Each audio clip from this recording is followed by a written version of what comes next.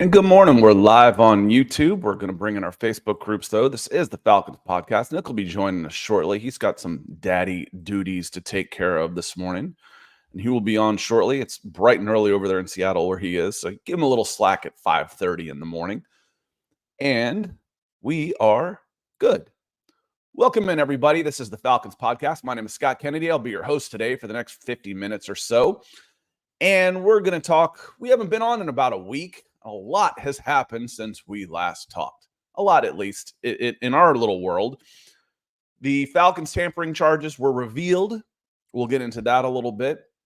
And then one of the bigger stories that we've had over the course, week or so on the Atlanta Falcons and Falcons SI / All Falcons over on Sports Illustrated was the revelation that the Atlanta Falcons were offered a draft pick, a fourth-round draft pick initially from the Chicago Bears to move down from 9 to 8. We'll get into that one a little bit. Move down from 8 to 9. The Bears wanted to switch places. We'll get into that a little bit because I've had a hard time figuring out why you don't make that move. Now, I'll listen to the arguments. I've seen the arguments, and I've seen all the people out there that are, I call these folks the defenders of the program, the type that no matter what your team does is always the right move.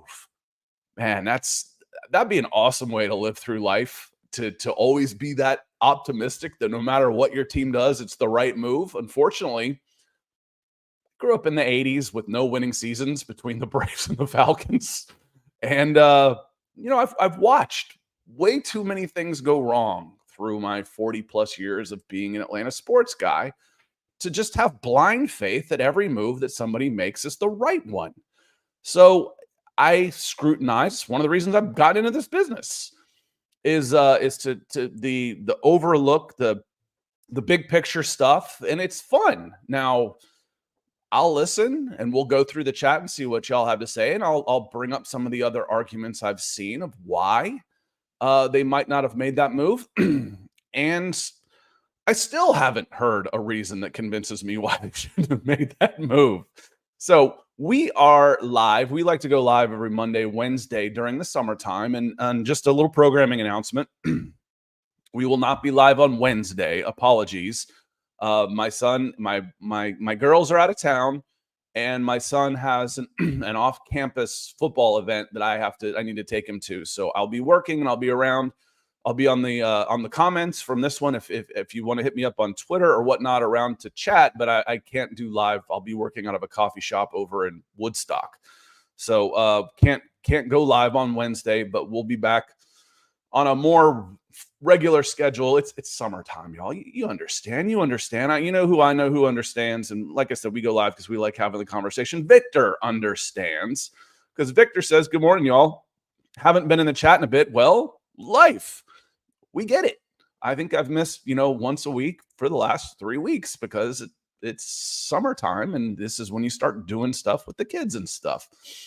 In any case, things are looking and sounding good for the team, right? Yes, absolutely. They are. We're going to highlight a couple of things. One positive, one negative, but in the grand scheme of things, turning down a fourth-round pick isn't going to make or break the team. It's a talking point in June that we're going to hit on. But if Victor says that that tampering punishment was a slap on the wrist. So let's get into that one first. The tampering investigation that Adam Schefter had been hinting that he wasn't wrong, to be fair, that the Atlanta Falcons tampering punishment would be more severe, when you start hearing the words like severe, than what the Philadelphia Eagles were getting for Saquon Barkley. Now, to be fair, he was right. It just wasn't severe at all because the Philadelphia Eagles were not punished at all for tampering, and the Falcons lost a fifth-round draft pick. I think that's 2025 fifth-round draft pick. And the organization was fined $250,000, and Terry Fontenot personally was fined $50,000. I have a feeling Terry Fontenot is going to see a $50,000 Christmas bonus come when that pick is due, when that fine is due. So I wouldn't worry too much about Terry Fontenot. Now, the discussions on this, well, they were punished. I saw folks, the Minnesota Vikings fans were, I don't mean to lump them all in together. I know the social media fans are not always the most balanced group and the easiest sample size to judge a fan base by. But there were a few decent Minnesota Vikings fans that came in when we were talking about this previously and what we thought might happen. And then there were some that were just vile, about all of this. And they're still pretty mad. Of some of those folks are still pretty mad that the Falcons didn't get more for interfering with Kirk Cousins' medicals. Well, that's not what they were punished for. They didn't get punished for any of that. For Kirk Cousins standing up and saying, yeah, I had a conversation with the trainer. We're all good. That was improper contact. They didn't get punished for that. So whether they couldn't prove it or what, that was basically did not happen as far as the NFL was concerned.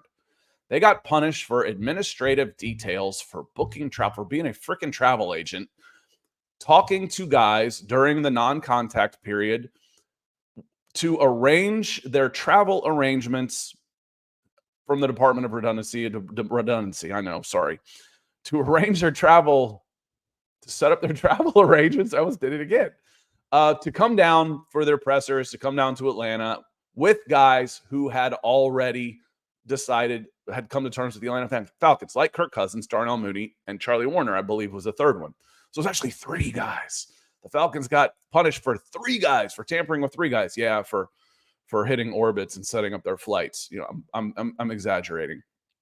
But that's what they got punished for. Ended up being a 5th round pick. And the doom and gloom, coming from, and Schefter's part of this with, and this isn't a knock on Schefter. I think Schefter does a fantastic job, but he was kind of the mouthpiece for what was actually happening, not Mike Florio, who is basically the Minnesota Vikings mouthpiece. Y'all watch this show. We talked about, you could see very, very early on that Mike Florio was getting his information from one source, just one, the Minnesota Vikings. And he was just going out there and parroting what the Minnesota Vikings were telling him. You have to cross-reference your sources. What are the Atlanta Falcons saying? If the Minnesota Vikings are saying, they're going to get punished, they're going to lose their number 8, they're going to do a pick swap with us, and you're parroting all that stuff. And meanwhile, the Falcons are saying, no, we're good, and we're not doing anything like that. We'll wait to see what the NFL has to say. Well, hell, you don't even have to cross-reference your sources on that one. You can just pay attention to what the Falcons were saying and say, listen, the Vikings are saying they're going to get hammered. The Falcons are saying, publicly that, we're not all that worried about it. Which one's right? How about somewhere in the middle on that? And it did come somewhere down in the middle on that. The Falcons got, when Schefter was describing, previous cases, he used some pretty severe penalties. He used the Miami Dolphins, who lost, I think, a 1st and a 3rd, and were fined heavily. But again, that was also tied into the racial discrimination case that Brian Flores filed against the Miami Dolphins at NFL. That was pretty big time. And then the Kansas City Chiefs, I think, lost a 3rd. So we were thinking, okay, the way Schefter's talking, it might come out to be a 2nd rounder in there, a 2025 2nd rounder.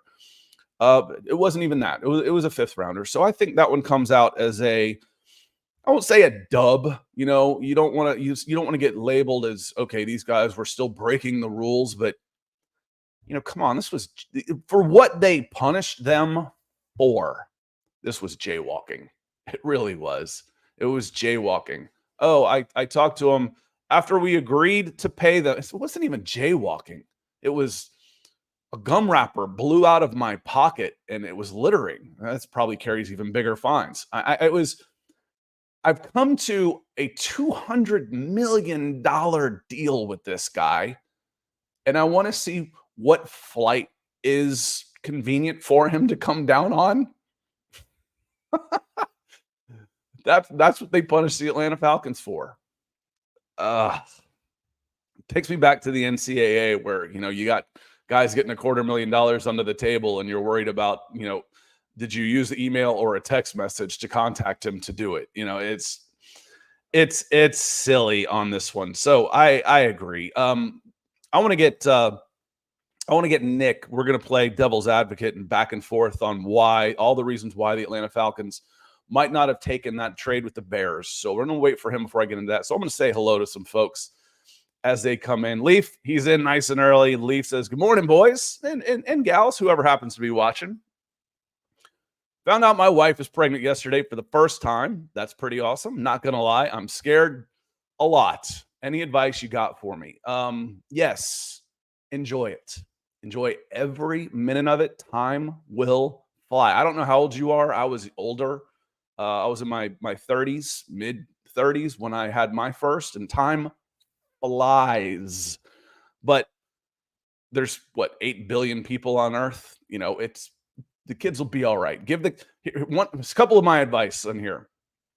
With these helicopter parents and all this, remember what you were like as a kid and try and be treated how you would have liked to have been treated then. Kids are pretty resilient, don't helicopter them.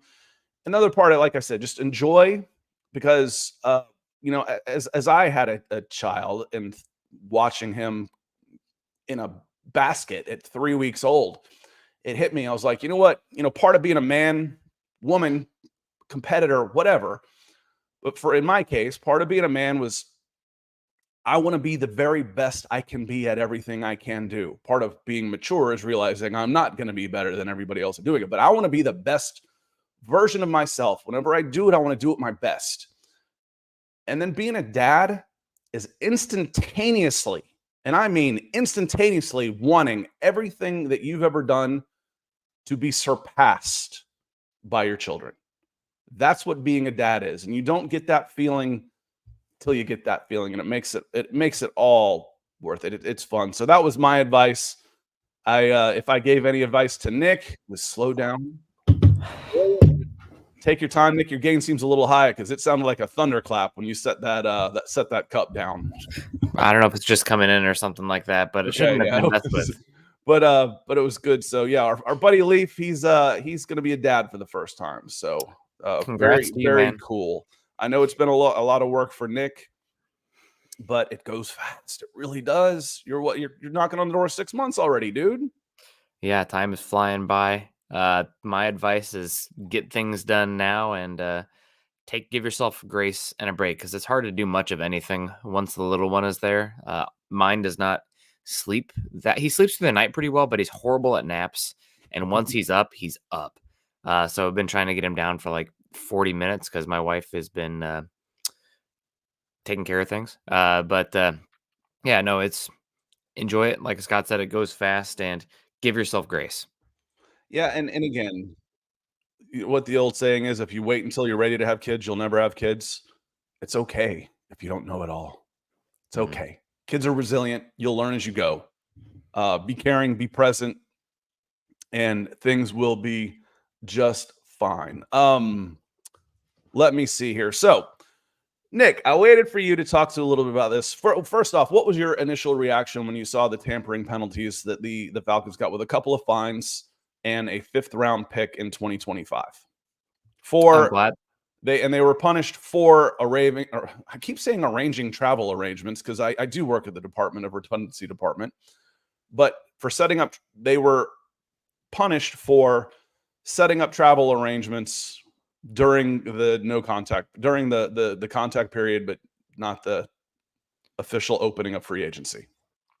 Yeah, I think that what they're being punished for is pretty dumb. Like, it's kind of like in the old college football where, like, you could give a recruit a bagel, but if that bagel had cream cheese, so help me God, it's a recruiting violation.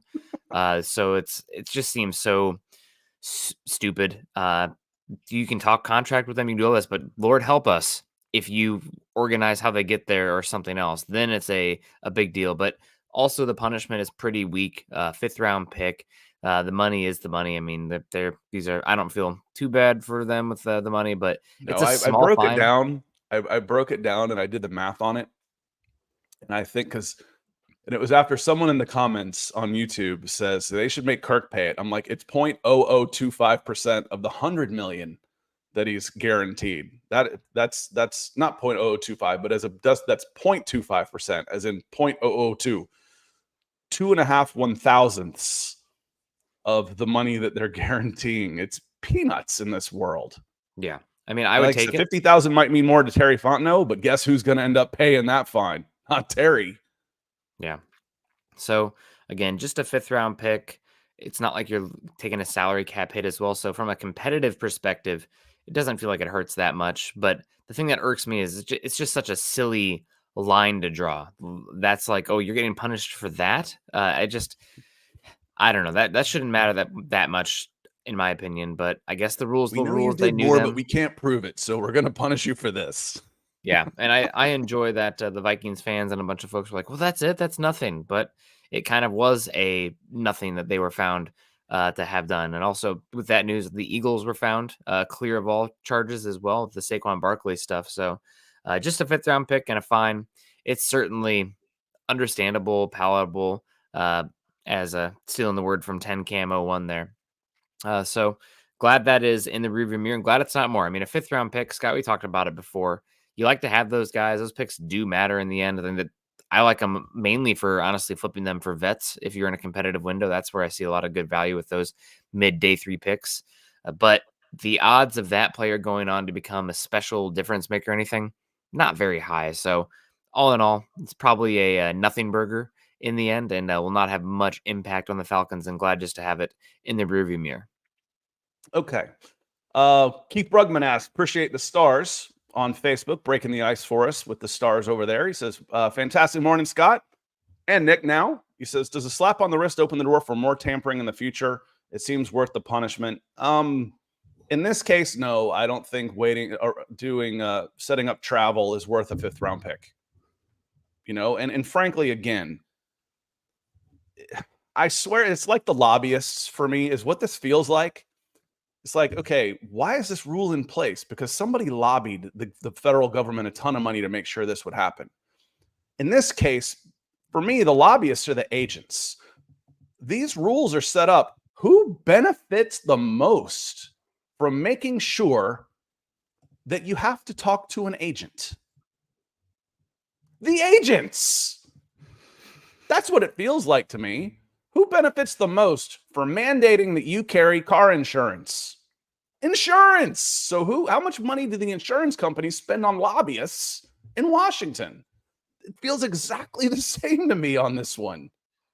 It's like, okay, we're going to make sure, so getting kickbacks or, you don't want Terry Fontenot calling the running back at halftime of a game during the game. I get that. I mean, there's got to be some lines in here, but dude, you're agreed to $200 million and I can't talk to you for 48 hours, but we've already had come to terms and agreed to this because I did it through your agent. Well, your agent's getting a nice cut of that.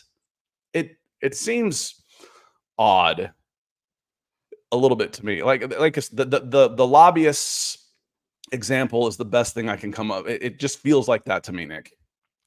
I mean, it's pedantic, right? Like the line of like, okay, this is allowed, but as soon as you book a flight for one of these guys for their families or whatever, even though the contract's already agreed upon in principle, got to officially sign it, that's where a penalty is incurred and you're breaking the rules. So, I mean, the rules are the rules. I guess you should follow them. They're set in place, not for a reason, but you agree to them by playing in the league and voting on them and everything like that. So you'll take that punishment. I guess it's not strict. You'd rather have that 5th-round pick, of course. You don't just want to be flushing picks, but it is pretty small potatoes in the end. And I'm just happy that it's going to be in the past and you can move forward and it's not more strict. I mean, once you start losing top 100 picks, it's like that really hurts. How many losing it all resources was put into time and effort for this investigation to come out with a 5th-round pick? I mean, it feels like, again, I don't know why I'm coming up with government examples on this, but it feels like our trial system. It's like, oh, we spent $2.5 million on this trial, is what it cost the taxpayers. And, he's sentenced to time served. Like, Jesus Christ, man. Justice, Scott. We have justice. It's over. Yeah, though. we do. We have justice. Ask the Vikings fans if they feel like they got justice. On that note, again, the most vile of the Vikings fans who was telling me I was going to cry when the Falcons lost this or got this. I'm like, dude, I'm not too worried about it. I don't care. What I care about is good coverage. Do we have the story quickly? Did we put it out there? That's what I care about. I'm not going to lose sleep over the Falcons losing a pick, whatever it happened to be. That's way down on my list of stress factors in my life. I promise you. Keith and Ellen Johnson, good morning, Scott. We got off easy. Yeah, and I don't have any comment on really was it easy or not, because we don't have all the information on what all they were investigating to begin with. If you're thinking the Falcons made this deal because they broke into the Minnesota Vikings facility and stole the MRIs, then yeah, they got off easy. But again, what were they punished for? They were punished for setting up travel for guys that they guaranteed $200 million to. God, they bought you a damn plane for that. Here, then arrange your own damn travel. Yeah. Oh, goodness. All right. The second story that's been humming a little bit was the Chicago Bears released footage. Ryan Poles, while the Falcons were on the clock, called up Terry Fontenot and said, "Hey, you want to do a deal? We want to come up. Let's do it for a future fourth." Excuse me. Let's do it for a future fourth round pick. Same thing we did with the I think he said the Jets, the Dolphins, whoever. It doesn't matter. We want to come up to 8. You come down to 9. What do you think? And it was shut down quick, Nick, unless there's some creative editing in there. It's like, no, okay, thanks. It's like, no, they're going to take their pick. I can't picture, I haven't heard a good reason yet why the Falcons don't do that deal. I've come up with a bunch, and one of the more common ones, and Blair, I'm not picking on you. You just happen to put in here. Blair says, the only thing I can think of is they were afraid someone would make the Bears a substantial offer to get in front of the Falcons. The Falcons didn't want to lose Penix. My discussion on that one, Nick, is no one thought the Falcons were going to take Penix. So there was no thought of, ooh, I'm the Raiders. I love Penix. I got to get in front of the Falcons to take Penix. I have to. There was none of that going on. And if they wanted to trade with the Bears to trade up, just trade with the Bears to trade up. The Bears are sitting at 9. So if the Bears wanted to trade down, just do it. There's no reason for me to trade up to 8, lose a fourth, and then make another deal. And the other part of that is, within the conversation, I can get assurances from a professional colleague that you're not going to flip the pick, or because I'm on the clock immediately after, we can make the deal afterwards. I can make with 1 minute left on the clock, I can call Ryan Poles up and say, yeah, let's do the deal. Go make your pick. We're right behind you. And the thing is this was just an initial offer for a fourth. That was the minimum the Falcons would have gotten. There was no conversation of throw in a 2026 6 and let's do the deal. There was nothing. I cannot see the downside for making this deal. I can't do it. Yeah, I mean, as Blair says, that there's always risk involved. If you do move off of it, there's the chance, because if you're sitting there at 8, you do have the guarantee of taking the guy that you want. And once you give that pick away, things can happen. People lie. Game of Thrones came back yesterday, right? The House of Dragon. Treachery's afoot, man. So I don't think anybody has ever done that back-to-back. And 2, with all of the cameras out there this year, you're going to have cameras on Terry Fontenot. You're going to have cameras on Ryan Poles. Mm-hmm. It's going to be recorded if you backstab somebody like that. Even if you think Ryan Poles is the biggest POS in the world, I can't do a deal with this guy. He's going to turn around and cross me. He'll take Penix just to piss me off. That can't happen. You can't do that and keep working in this industry anymore because it's all being recorded. Yeah, not everything gets out though. When they do that, it could have been the Raiders. I bet you the Falcons would have gotten it out. Yeah, probably. Maybe the Falcon or the Raiders are calling the Falcons at the same time, trying to move up, or the Rams. We knew the Rams are kind of, at least towards a little later, trying to move up. So that's the only thing I can think of. Maybe you love Michael Penix. Maybe there's absolutely there's just no way you want to put any sort of risk or lack of control in that situation where he falls to you. I would have made that move too, Scott. I'm agreeing with you, just trying to play devil's advocate here. Mm-hmm. But there is, I guess, something to be said of absolutely not. Even though there's a 0.1% chance we are loving Penix, and we cannot live in a world without him. So we're not going to risk it because let's say we have that pick flip and the Raiders like, oh, this is our chance. We're going to offer you a future first to do it. Bears, I mean, in the end, they have to do what's best for their business. So they would justify being like the Falcons would have done the same thing if the situation was flipped. So that's the only thing I can think of. I would have done it for that extra pick. Granted, again, we're talking a day 3 pick, not a future top 100 pick. So there's not as much upside or value in the end, but that's the only thing I can think of. Yeah. Good morning, Mark Schrader. How you doing? Good to see you out there. Leon Mapson says, did we sign Von Miller? Saw a report out there. That one would shock me. I haven't seen anything on that. That might be, you're on Facebook, Leon, and there's a lot of fake book stories out there that go through. I think my dad hit me up on one of them. He's like, they just hired a coach. I'm like, I hadn't heard that, Dad. And he's like, sorry. Happy late Father's Day. Yes, to all of you. Happy Father's Day. I got a really cool retro Chelsea kit. It's so retro. It's all black with designs in it. I'll wear it next week. Nick, I'm not here Wednesday, so we won't go on Wednesday. Little programming note reminder. I've got football stuff with the boy. And Leave says, sounds like a meet and greet in Woodstock, because that's where I'll be working out of. Maybe. Hit me up on Twitter. I'll find a coffee shop. I think it'll be over Cambridge, and I don't know if it was Cambridge. There's another one that's a little farther out. That's more over towards Woodstock. I have to look it up yet. I'm one of those guys. It's like, okay, I know I need to block off this time. Then as it gets closer to that time, now I'll figure out exactly what I have to do. I drive type A personalities berserk. It's like, where are you going to be? I'm not sure. I just know I'm going to be.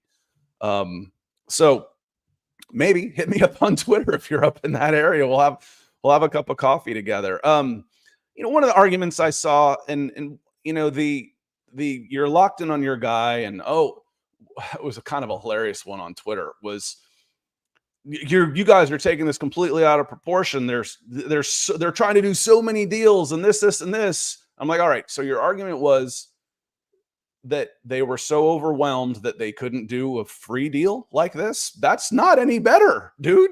That's not that doesn't make them look any better. And I get it. It's like, okay, we're so locked in on this. This is what we're gonna do. Vontae Mack, no matter what, or whatever his name was. I think so. But that's like with all of the noise around you, and Michael Penix, no matter what. I want my GM playing chess.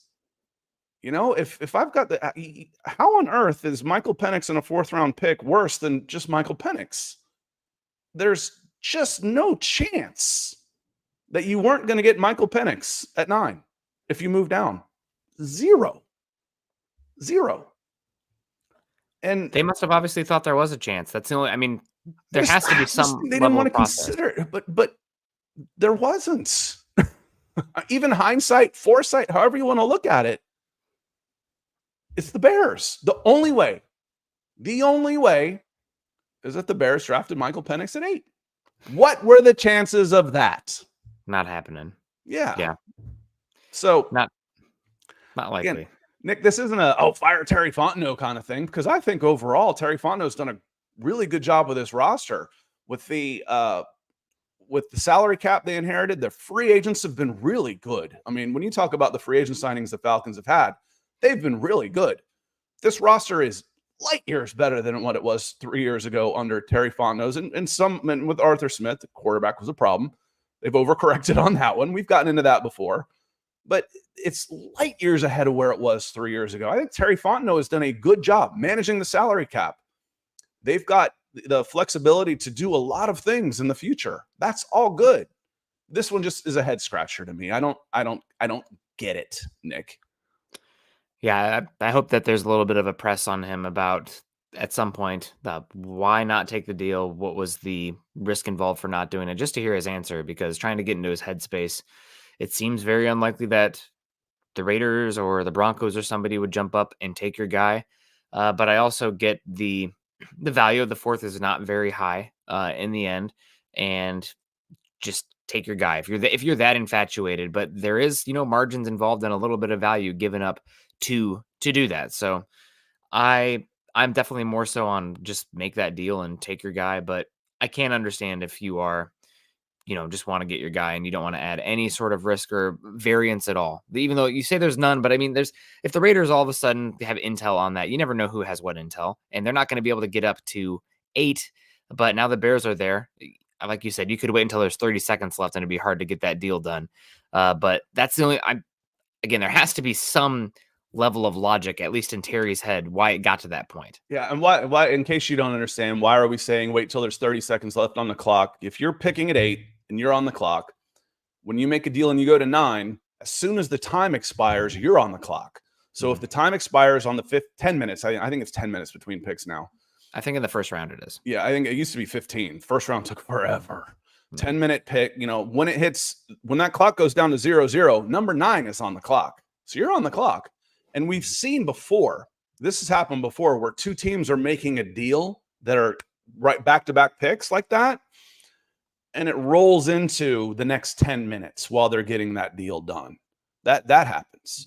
But again, I want my general manager to be able to think beyond the blinders. We got to do this. We got to do this. We got to do this. We got to do this. Well, they just offered you more picks. I don't care. I don't care. Well, I don't like that. I expect more. I expect more, risk management. Just, I don't want to use the term thinking outside of the box, but, just thinking on your feet a little bit more, thinking, quicker, being able to adapt to situations. Fast. We call it processing for quarterbacks. Well, how about processing for general managers as different things pop up? That wasn't processing. That's locking onto one target. Well, dude, this guy, just broke free down the right side. I don't care. I wanted the slant. I was going to get that slant, by God. You had the fly. They didn't cover him. I got the slant. It doesn't make sense to me. Hopefully at some point we'll hear, since this information come out, we'll get Terry on the podium and hear what his thought process is and how that actually went down. Because obviously you can do clever camera cutting and stuff like that to make it look a little bit more dramatic. So would be curious to hear what he thought, because it does seem like a no-brainer to move back one spot. Is also if you have assurances that they're not going to flip the pick as well. But it'd be nice to have that pick, and that's a good point from Sam Klontz as well, saying, if you would have gotten that pick, it kind of would have made that tampering charge completely inconsequential. So you'd be making up for that. And that's something we talked about in the past, just moving on from 8 in general. But and remember, the initial offer was a 4th. You never take the first offer. Yeah. You get it. You throw in another day 3 pick for 2026. I want your 2026 5th round pick to make up for the one I just lost. Okay. Here's the only thing, Nick, that I can think of. And I'm going to go back into a life example here. Moving from 8 to 9 for a 4th round pick. That's in normal circumstances. That's not enough money. That's not enough picks. That's too cheap. So again, I should have asked for more. But maybe if you've ever bought or sold a house, you look at comps. What is everything else around you? What is historical precedence telling me? And if someone undersells their house, it pisses off all the neighbors because it just lowered their home value. The only thing I can think of on this, y'all, is we don't want to set the example that it's okay to move up in the top 10 for a 4th round pick. Professional courtesy to the rest of the league. We don't want to set that example. I don't think that's a good enough reason not to take a deal and pick up at least one extra pick. And frankly, it could have been a 3rd. Terry calls him back up and says, you know what? We want a 3rd instead. We want a 2025 3rd instead. Again, but there was nothing. He just shut him off. So again, it doesn't make a ton of sense to me. Nicola, if I didn't pronounce your name right, I apologize. Any truth, Calais Campbell to the Dolphins? Yes, Calais Campbell signed over the weekend. I believe that was over this weekend.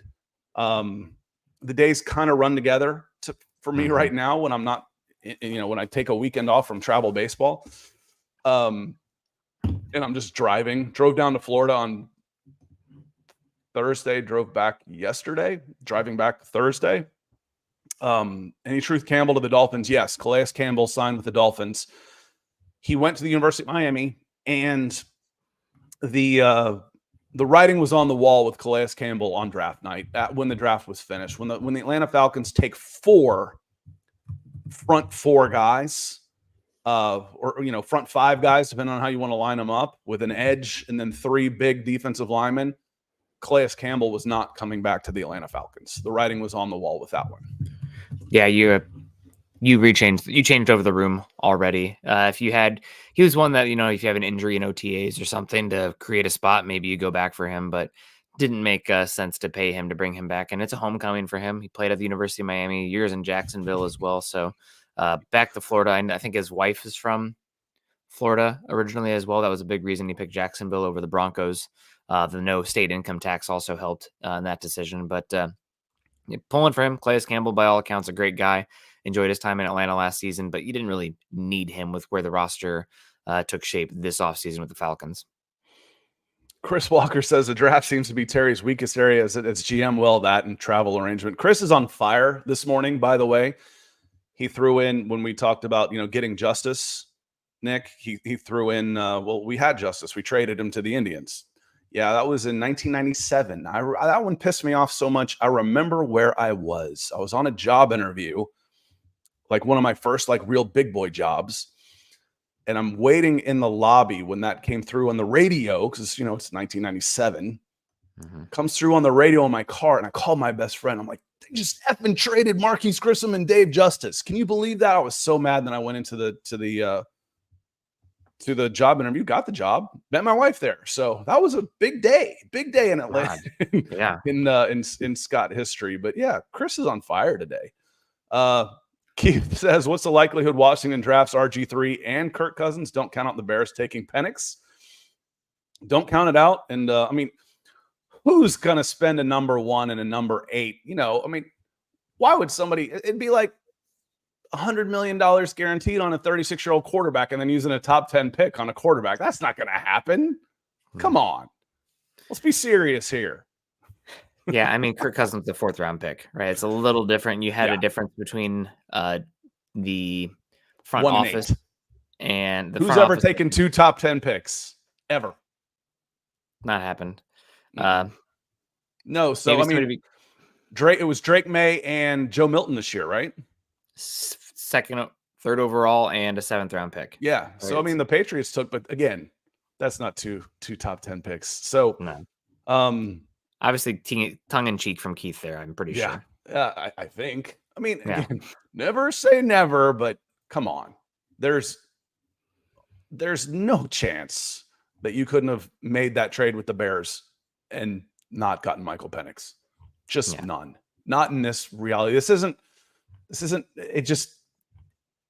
It wouldn't happen. It just doesn't happen. It shocked the hell out of everybody when the Falcons took Penix at 8. It's like, we got to get ahead of the Falcons because they're going to get 8. They're going to take Penix. They really need a quarterback. No. I've already heard the argument that, it made a lot of sense to spend $100 million guaranteed to as a smokescreen to make sure you got your guy at 8. Good Lord, people. Come on now. Wouldn't it have been cheaper just to trade up a few spots? It's, again, I don't live in a world where every single move my team makes is the right move, and by God, I'm going to defend it to the death. Yeah. That level of bias, I've never really gotten it.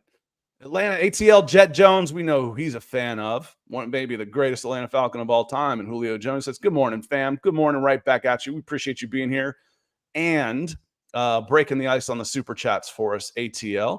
Roy Osborne's here. Good to see you, Roy. I hope the show went for you last night. Roy was doing a guest appearance on a Denver Broncos show last night. I hope that went well for you last night. Scott, did you make the phone call from a payphone? No, but I did have to dial 9 to get an outside line. Let's see.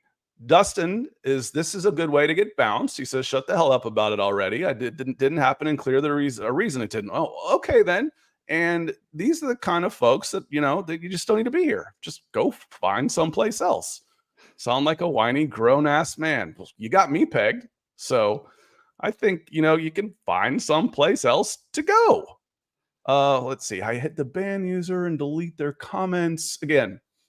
I don't care what you say. You didn't get banned for your opinion. You got banned for being an asshole. Trevor has been talking about even a fifth was too much. Talking about the penalty on this one. And Maurice, I just said greatest Falcon of all time. Maurice E. Bonnie. Objectively, Matt Ryan is the greatest Falcon of all time. Yeah, I don't argue levels of elite on this.